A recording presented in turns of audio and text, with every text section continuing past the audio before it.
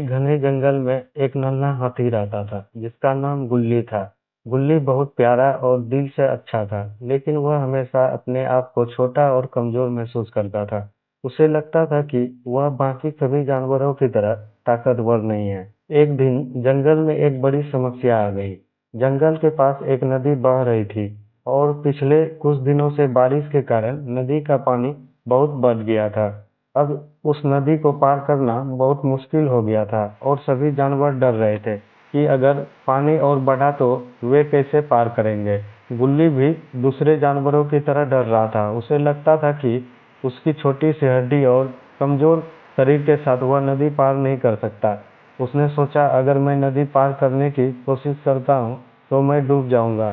तभी जंगल के सबसे बड़े हाथी गजराज भाई आए। गजराज ने सबको शांत किया और कहा, हमें एकजुट होकर काम करना होगा।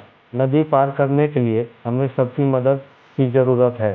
गुल्ली ने भी सोचा कि अगर सभी मदद करेंगे तो शायद कोई रास्ता निकल आए। वह थोड़ा साहस जुटाकर गजराज के पास गए और कहा, गजराज भाई, मुझे लगता है कि मैं इस नदी को पार नहीं कर सकता। मैं बहुत छोटा हूँ।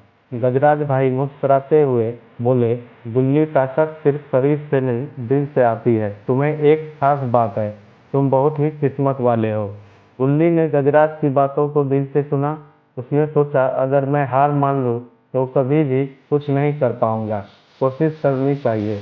फिर गुल्ली ने हिम्मत जुटाई और अपनी पूरी ताकत से नदी की ओर बढ़ा। रास्ते में उसे कई मुश्किलें आई, लेकिन गुल्ली ने डर को जीतते हुए अपनी छोटी सी ताकत से सभी मुश्किलें पार किया। वह पहले नदी के पास पहुंचा और फिर धीरे धीरे पानी में उतरकर अपने दोस्तों को पार करने का रास्ता दिखाने लगा।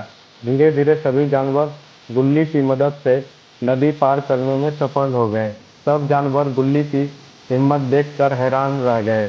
गजराज भाई ने उसे गले से लगाया और कहा, देखो गुल्ली, तुमने साबित कर दिया है कि अगर दिल में हिम्मत हो तो कोई भी मुश्किल बड़ी नहीं होती है।